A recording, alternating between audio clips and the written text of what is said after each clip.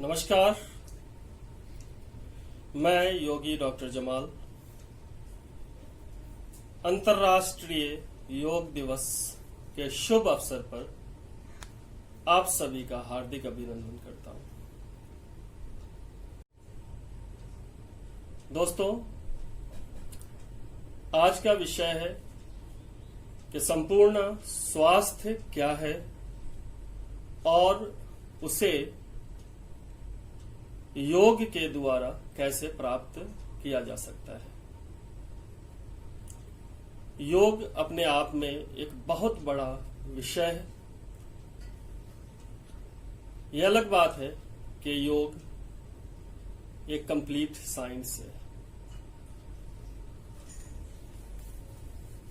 अगर विस्तार से बात की जाए तो यह वीडियो घंटों की हो जाएगी, इसलिए आज संक्षेप में इस टॉपिक पे मैं बात करूंगा। लेकिन उसके पहले मैं एक बहुत ही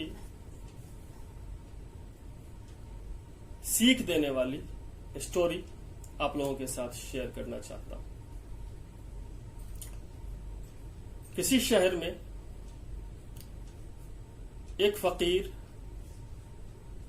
बरसों से भीख मांगा करता था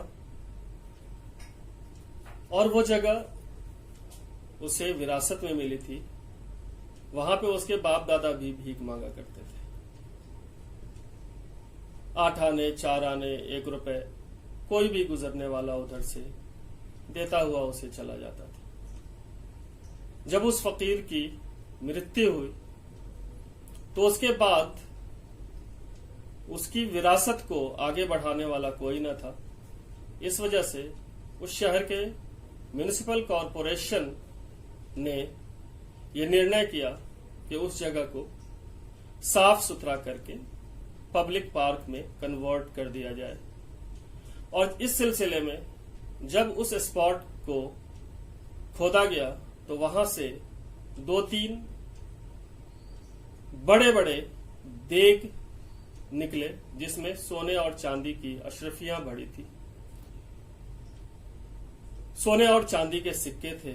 सब के सब हैरान रह गए कि जिस जगह पर बैठ करके न जाने कितनी पीढ़ियों से भीख मांगा जा रहा था, उसी जगह पे इतनी सारी दौलत रखी हुई थी, परंतु न तो उनके बाप दादाओं की नजर वहां तक पहुंची और न ही उसकी। इस कहानी से हमें यह सीख मिलती है कि दरअसल जिस सेहत रूपी दौलत की तलाश में हम दर-बदर फिरते हैं, बीमार होने के बाद अलग अलग डॉक्टर, हकीम, हॉस्पिटल, वैद्य के पास, दरअसल वह सेहत, वह तंदुरुस्ती खुद हमारे अंदर मौजूद होती है, लेकिन कभी हमें इतनी फुर्सत ही नहीं मिलती कि हम उसे देख सकें, समझ सकें और फिर उन्हें पाने की जुस्तजू कर सके, जद्दोजहद कर सके। दोस्तों,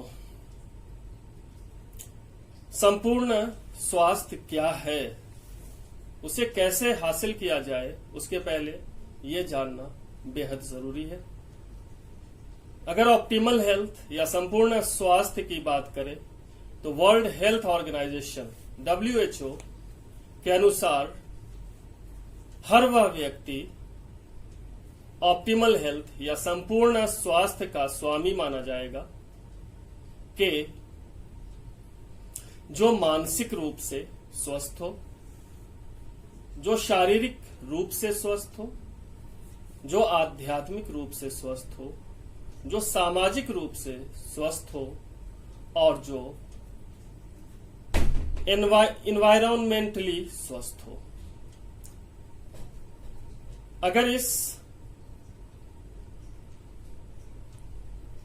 पैरामीटर से देखा जाए तो दुनिया में बहुत ही कम ऐसे लोग मिलेंगे जो कि ऑप्टिमल हेल्थ या संपूर्ण स्वास्थ्य के स्वामी है। लेकिन यदि